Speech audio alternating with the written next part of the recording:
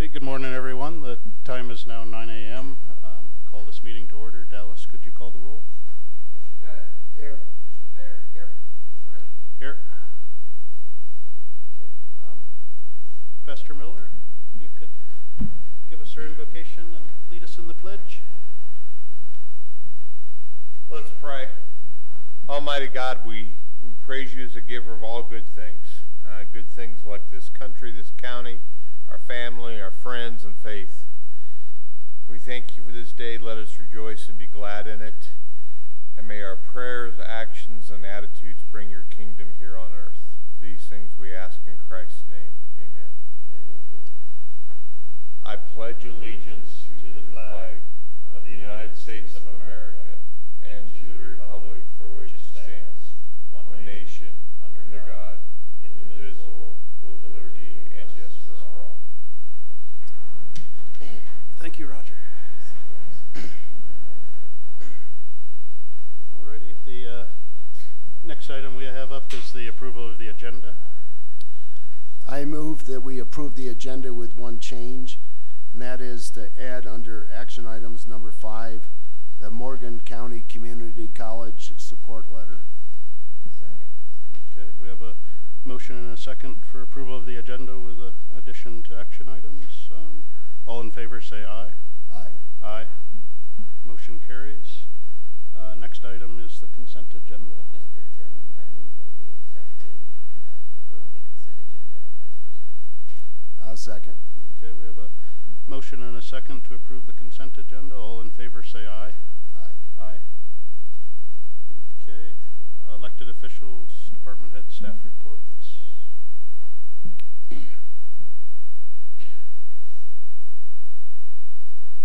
Morning, Rory. Commissioners, Rory Hale, Director of Public Works. Just as an FYI, the first of this year there were some changes to 811. That's the state's utility locate law. Pretty significant changes. We don't have all the details at this point. It may or may not impact our operations. It's more specific to gravel roads. I've been in communication with several counties, so as the information is available, I'll make sure and provide an update to you. Just wanted to make sure you were aware. Alrighty, and my understanding was that potentially we have to call for locates before blading 1,100 miles. Well, the law prior to that was you're supposed to call in locates for any time you do any kind of excavation work, and they consider maintaining roads or blading roads maintenance work. I don't know that there's any county that did that. It's just it's a ridiculous rule because I can tell you right now, most communication lines this far under the surface, so it's kind of willy-nilly how they do it. We do have code requirements for buried depths. As a matter of fact, I'm working on the standards right now, making some revisions, so I may change that and make them even deeper. Okay. So I think the counties, all the counties probably admit they need to do a little better job of policing that, and we're going forward, but this law kind of hamstrings us. The way they have it set up is you can do the entire county. That means all the utility locates throughout the entire county, 1,800 square miles, and they're going to do it in 10 days, supposedly. We can't even get them to do a 50-foot radius locate in the typical 3-day notification. It's an impossible rule. So it was another one of those, one of the utility companies was lobbying, and here we are. So like I said, as soon as there's more information, I'll let you know, but we're staying on top of it. And a matter of fact, I think there's a meeting tomorrow. Yeah, CCI meeting. Give us some information on it. So. And I think basically the comments that I've heard from all the counties is the law just needs to go away altogether. So, thanks.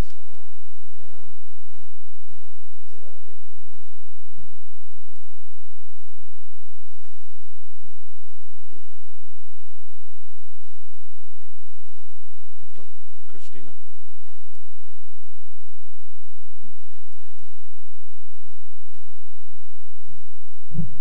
Commissioners, just wanted to let you know I've gone through some of the information we received from Allison Boyles and trying to determine why her property had the XX designation.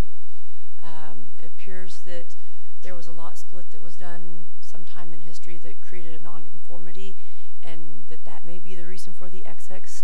The lot to the north was rezoned and has been taken care of. This lot should have been addressed at that time. It's 40 acres, so I see no reason why we wouldn't have it as an ag property, and that is in keeping with what the property owner wants as well. Okay, so And that fits in with state statute. Correct. yeah, so this, I think it was just something that was missed when we went from Oversight at that time, when the correct. ag sizes were reduced from 60 to 40. So So what's the process now? Will you just notify the assessor's office? Is that? We'll work with the assessor's office to try to get that corrected, since, like I said, it appears it should have been addressed when those changes were occurred. The one to the north was taken care of, but this one, for some reason, was not. okay, yeah. If for some reason it can't be worked through administratively, just let us know and we can do a county-directed rezone. Yes, sir. Thanks.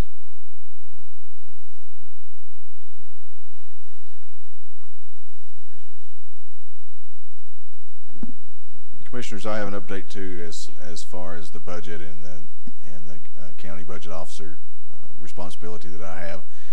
We submitted the final budget to the state as required before the 31st of January. It is now hanging up off the website too under Department's Finance 2019 budget. Cool, thank you. And I guess we can pass thanks on to Tiffany and Michelle as well. I know they worked quite a bit after the They approval did. date. They did. To get everything in the form that the state needed to upload. So. Yep, they did a fantastic job, and I'll let them know that you appreciate their work. Thank you. Okay.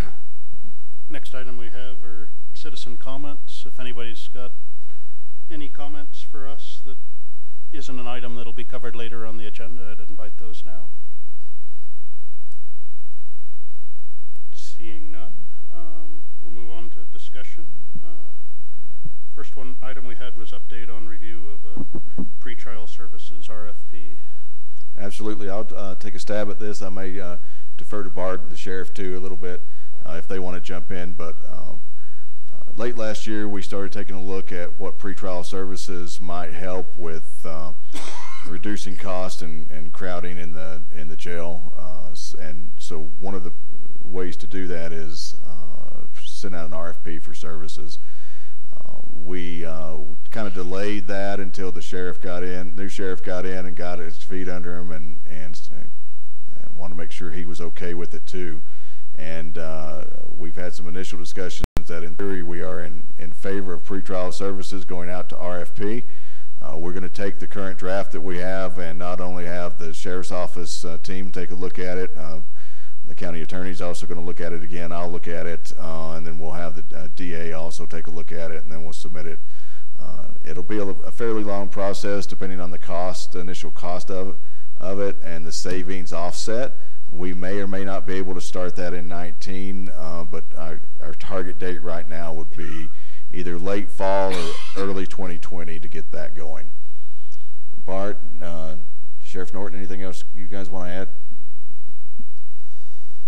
Yeah, just want to add, we want to make sure that the stakeholders that would be involved in the criminal justice process and those responsible for maintaining the jail, putting there, taking them out, or managing the process on how they get there. We're going to get their input on that too. And there's likely to be some changes. I think we have a good initial document, but obviously we want to talk to folks in the 18th Judicial District and see if there's a couple things that maybe they've thought of that would be beneficial from their standpoint that we haven't yet identified. So I think we'll have a good document here in the near future, which we can go ahead and utilize to go out for our final RFP. But I think we've got a good base document at this point in time. We just need to kind of do that initial follow-up and due diligence.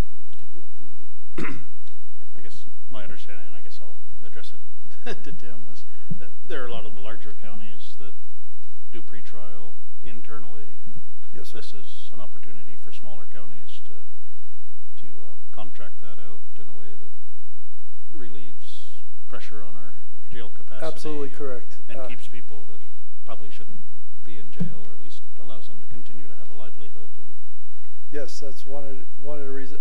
We reviewed the document that was provided to us on the proposal for the pretrial, and discussing it with the jail staff and the courts across the street. We're all in favor of going ahead and moving forward with this position and getting that into place. I also have Lieutenant Church here, who's in charge of the jail, in case there was any questions from the board about the jail or the pretrial, for him to answer in case we couldn't come up with the answers ourselves. But just on our platform, that we are all in favor of this and all looking forward to move forward with it. good, thanks. You guys have any questions or comments? No. Just as an aside, we all got a letter from some bail bondsman organization this morning that basically don't like the idea. Yeah, well, I guess there's a national move to do away with cash bonding to start with.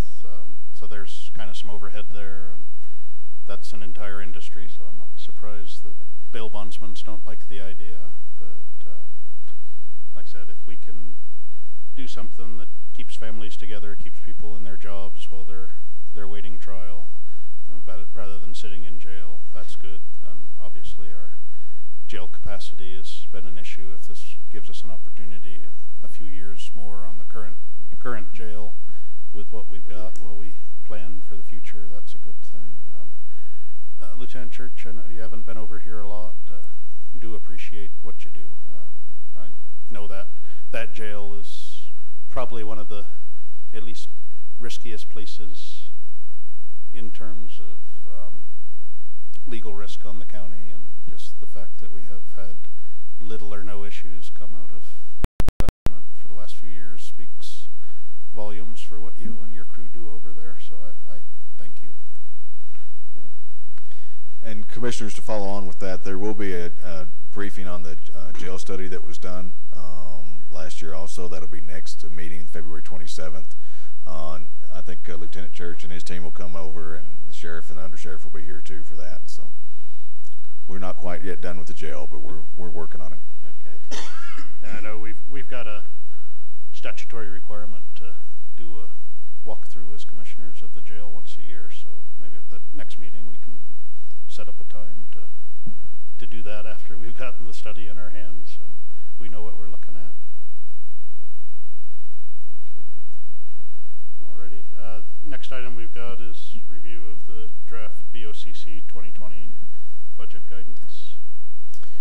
Commissioners, as you know, what we normally do is we get budget guidance early in the year from the BoCC. We've got the draft. It's going to go out very soon to the elected and officials and the directors.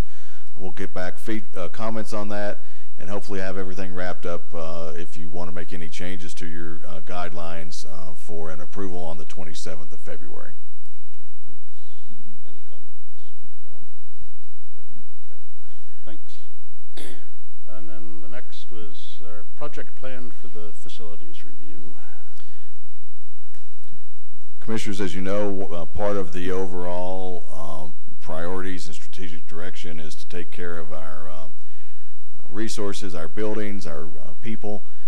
Part of that, as we look out into the future, is also the condition of our facilities. I know it's a top priority for the elected officials of the county, as it is for me and my directors. So what we've put together here is a draft project plan that will kind of give you a better understanding of the breadth of the problems and concerns that we have and the steps moving forward.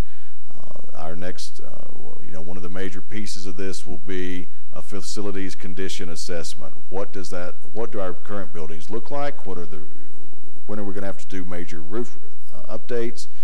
When are we going to have to do boiler and HVAC updates?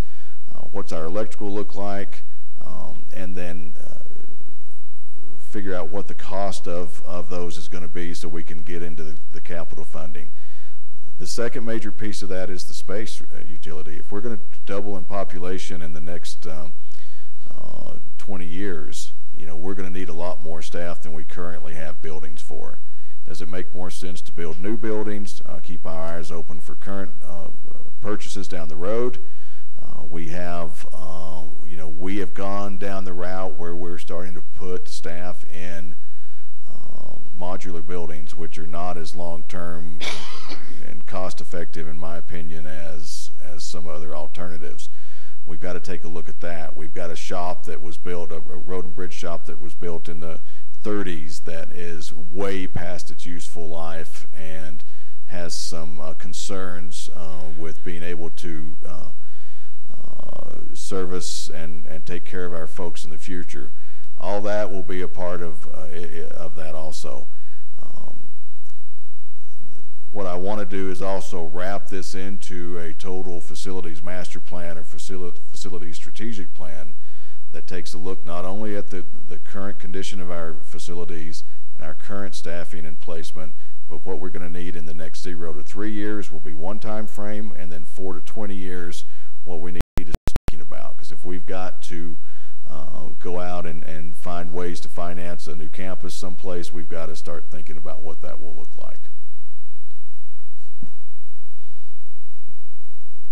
Now, as I understand it, what you're planning on doing is putting out an RFP to get an outside consulting company, professional consulting company to... Yes, sir. Yep, and I've looked at some samples from other counties, not only in the RFP, but also the final reports. So I'm kind of getting a better idea of what I think we need here in the county. I've made some initial contacts with some firms that are happy to take a look at our draft RFP also. But what they will do as far as the facilities condition, they will come in and they will bring architects and engineers in specialty areas and look at all of our occupied space from top to bottom. And then they will write us a report on that. The space planning is a little bit different. And the workforce projection will be a little bit different, but it'll be segments of the RFP. They can either bid on it as a total package, or we can piecemeal it out. I'm not quite sure which way I'm going to move on that. My deputy county manager is going to be helping me with that. We still, as we do this work, we've got a couple other big projects this year that we want to get done, and one is that HHS building that we bought a year or so ago. We're close to operational on that, but we've still got to get that work done. We've got the basement of the SEB building. We need to get the architectural drawing project done on that.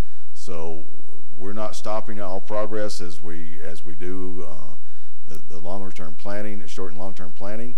We've got some other projects we've got to get done also. Did I answer your question? Yeah, almost. Okay. When do we start? What's your expectation? I put a project timeline in there. I'm not sure exactly. My hope is to have that RFP done by the end of February, at least in a draft format that all the interested parties take a look at and get that out in February sometime. It's fast-tracked. You gave yourself till the 1st of March. You got next End of February, 1st of March. Sure. Great. And just as a comment on what Sam has said, because I agree with everything he said there, there's been a concern amongst the commissioners and the other electeds. We had an elected meeting here, I don't know, about a month ago, and that this whole facilities question was the consensus top priority of all the people who were at the meeting. And the reason for that is that, as Sam just pointed out,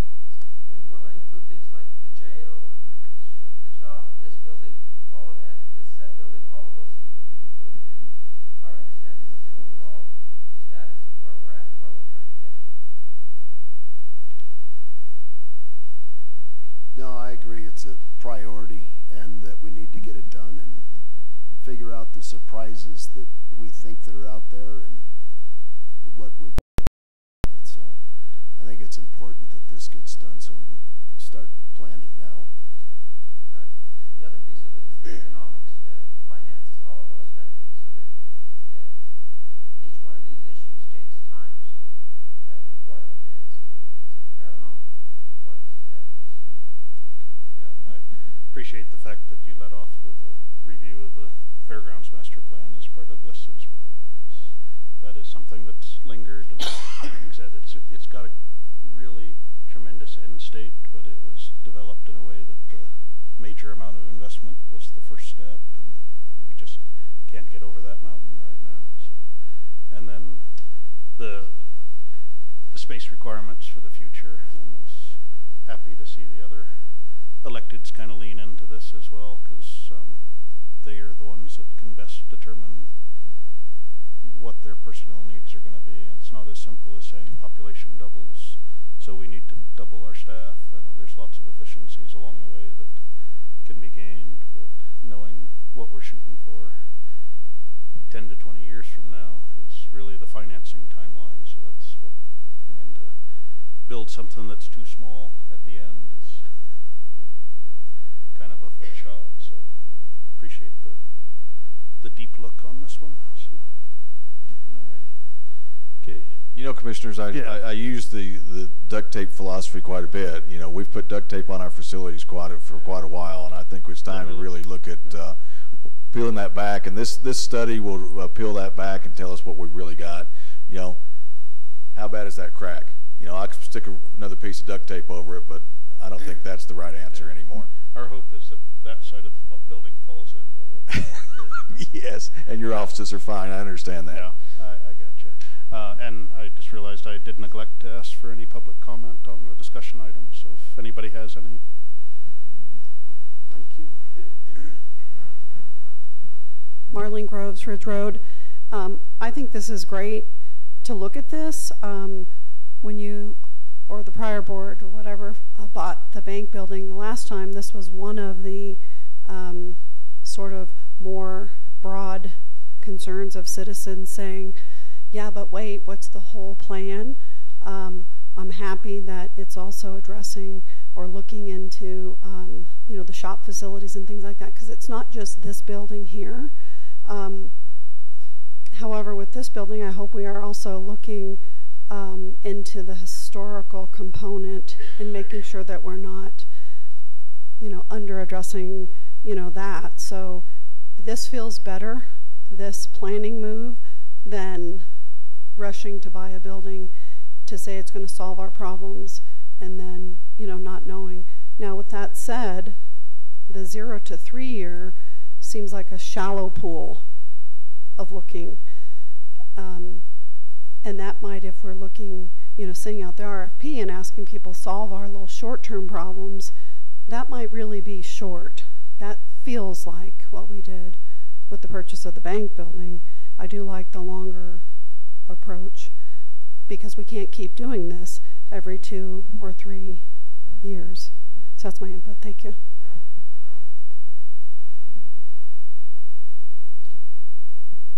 Thank you. Yeah, I'd just say the 0 to 3, I think we're looking to identify our safety concerns, assume there's asbestos and things that we need to know before we move forward. But anyway, moving forward on to action items. First item up is consideration of January 14, 2019 minutes. I'll move that we approve the January 14, 2019 minutes. Okay. Do you want to dispense with reading as well? Oh, yeah, okay. And I'll move that we dispense with the reading of the minutes. Okay. So we have a Second is amended. okay, yeah. Okay, so we have a motion and a second to approve without reading the January 14 minutes. All in favor, say aye. Aye. Aye. Mr. Chairman, I move that we approve the minutes from January 23rd, 2019 and dispense with the reading of those minutes. I'll second.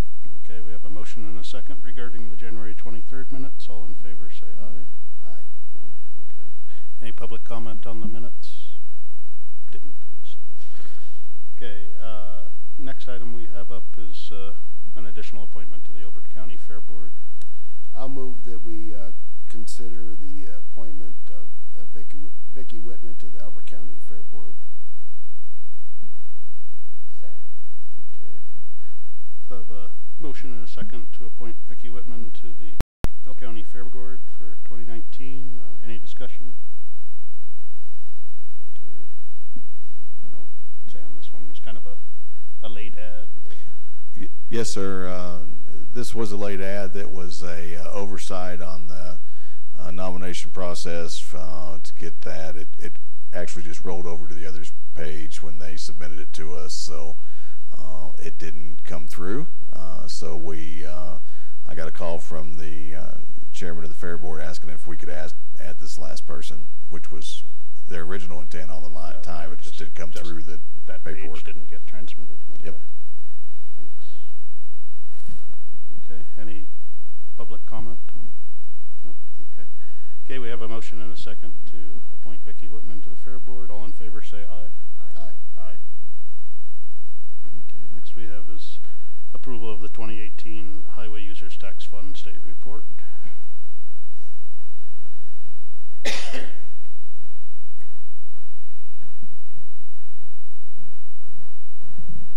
Commissioners, Rory Hale, Director of Public Works again. Before we get started, I want to introduce Ken Denson. He's our blade foreman. I know the commissioners know him, but maybe the public don't. He's probably got one of the larger scale jobs in the county, and he's doing a great job. Okay, before you is the request by staff to approve the 2018 Highway User Tax Fund. This report is submitted to CDOT each year. Unfortunately, over the years, this is another thing that's kind of fallen by the wayside as far as maintenance on staff's end and policing. We're doing a much better job now. There really isn't anything significant on this. We are removing some roads. They're not county roads. They've never been county roads. There were some key, if we want to say significant points that we added regarding County Road 174, Stagecoach Trail, and Verdos. As you know, we rebuilt those. That puts them in a different category and increases our funding slightly. I don't know that we're going to see anything negligible, but also Sun Country. Anytime we pave a road, we have to change that classification and category, and that ups our HUF numbers a little bit. So primarily the report's been submitted to CDOT. It's not official at this point until all three county commissioners sign the signature page, and then we forward that on to them. So, any questions? I do not. Thank you. When was the last time this report was updated? It's done annually, but it's never been updated, at least for the last several years. Again, staff just kind of let it fall by the wayside. And this is a document that we really need to manage and maintain better throughout the entire year. Now, probably between now and the end of the year, prior to submitting the 2019 HUF report, we're going to come to the BoCC several times with more of removing of roads, vacating of roads. We've got roads in the county that we're maintaining, but were never included on the HUF report that are actually county roads. So we tried to update that as well, but things are kind of a mess. And along with that comes, adjusting the maps. Mr. Commissioner Pettit, we're trying to get those straightened out. That's been a chore. Kenny and his guys have been a lot of help because we're physically measuring these roads. A lot of the road segments weren't even close to being the lengths that had been reported to CDOT probably years ago. So we're doing a lot better job. We're going to continue doing that. I want to make sure that we've got a document that anybody can look at and have no idea what we're doing and be able to understand and interpret what's on that document. Will the GIS update that Sam is working on It is, significantly. And Commissioner, I can expand on that. In my review, along with Director Hale, there have been a couple of issues with regards to roads that we've been dealing with probably throughout the last year or so. This is an annual requirement. We've met that requirement to make that report, but there's been some updates as far as paving and additional county roads that are now county roads that I don't believe were necessarily added previously. And so this is a cleanup, and the department has done a good job of going back and essentially auditing the roadways.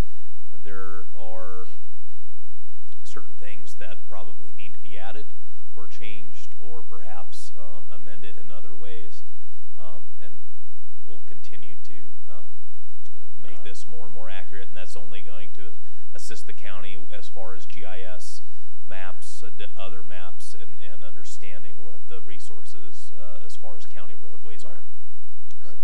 Yeah, I know looking through it in past years, you know, when you have a road segment that goes from the intersection of these two county roads to the gate, you know, and that sort of thing. But I know this is what our portion of the gasoline tax that comes back to the county is based on, and that's $2.5 to $3 million a year. So making sure it's right and we're getting credit for everything that we are maintaining is just as important as clearing off old stuff that we're not maintaining or are no longer county roads. Yeah, another point too to make is, and one of the things that we found in this process,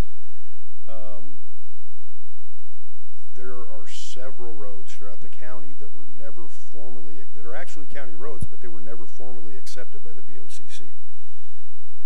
CDOT's not going to make an issue of it, but if we're going to be responsible government, we at least need to go through the process. So at some point what's going to come to you is going to be more or less a blanket acceptance of these roads.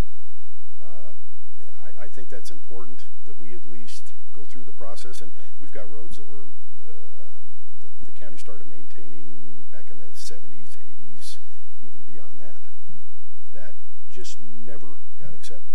We were finding old bonds, and typically if you have a 2-year warranty bond, once that warranty period is up, you release that bond back to the surety or back to the developer. Well, that never happened. So I'm sure we made a lot of corrections. Don't even exist anymore. Right. So, okay. So we're the nice thing is we've got good staff that's really digging into this stuff, and I think at the end of the day, and I'm hoping by the end of this year, everything's going to be a lot cleaner, a lot easier to manage, a lot easier to maintain going forward. It helps a lot having PubWorks now and actually using PubWorks as it was designed. So I think that's been a great benefit, but we'll get there. We're doing good. And I can't say enough about my staff. Kyrie and Kenny and Monty and all the guys, they've done an excellent job of putting this stuff together, and we're moving down the road. Yeah. Okay. And then Monday's a holiday, so we have another storm coming. Yes, we do. Okay. Yeah. That's kind of the way it works. Alrighty. Well, Who's on call? thank you. Okay. I would accept a motion to approve the Huft report. Mr. Chairman, I move that we accept the Huff report as presented. I'll second. Okay, we've got a motion and a second. We've kind of done our discussion up here, but is there any public comment on the Huft report? Okay, seeing none, all in favor, please say aye. Aye. Aye.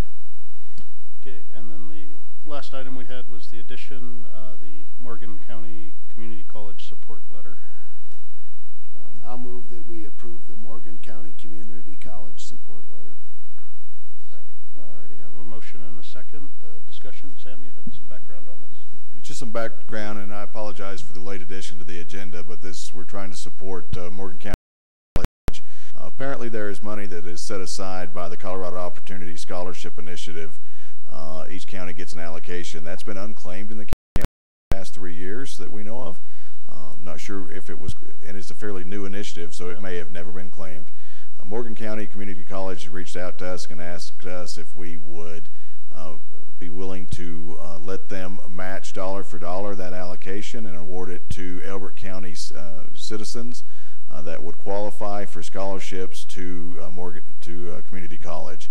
They do have a campus in Bennett, so they already are serving Elbert County, and we thought it was a good idea to put this in front of you. It'll be about, what's sitting in there right now is $12,335. It'll be matched dollar for dollar. They're $1,000 scholarships, so there should be about 24, if they get enough applications, about $24,000 eligible for awarding. That's all good news. Yeah, I think it's all good news. Okay. Any comment? No, let's educate our young people. I agree. Cool. Okay. Any public comment on this? Just the young people? No. Those that are still willing to learn, and I think everybody's younger than Grant here. So, Thank you for saving my bacon. Alrighty, we have a motion and a second. All in favor, please say aye. Aye. Aye. Alrighty, moving on to board planning. Agenda items for the 27th. We talked about bringing in the jail study and bringing any comments back and potential approval of the BoCC guidance for 2020 budget.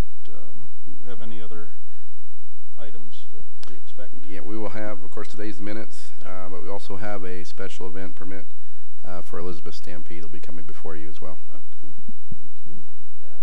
I would like to ask Sam to give us a little presentation similar to what he did on the facility study as it relates to IT. Do you want further discussion on 811? Yeah, I think that's going to be Ratification of planning commission. just with the term Comprehensive dates. list. Yeah. Okay. Anything there? And I think library board is scheduled to yeah. come in on that day also. Okay. And we got an IT study. Yeah. Library board with their annual report. Yeah. And then Dallas had mentioned special events, but I know you've been working on a special events permit. If we I have, and I'm very close to I think what is a final draft. I've been meeting with various community members, including the fire department and different department heads, really anticipating that we are going to have possibly more medium to large scale events at some point within the county, and we need to have a framework on being able to manage that sort of a process. We are looking at adding that to the March meeting, for which we're going to be potentially adding that to either subdivision and zoning regulations as an addendum to there was that. a placeholder. There is a placeholder right now. We anticipated that. So that's the plan. I can certainly provide an update at the next meeting as to what the status of that is. All right, thanks. Just to be clear, Bart's talking about large gatherings, and I'm talking about liquor. Yeah. You just use the special event word. Triggered my thought. So, anything else? Alrighty. So with that, we're going to stand in recess until 1 p.m. at this location for land use hearing to consider a minor development and rezone. So, thank you all for attending.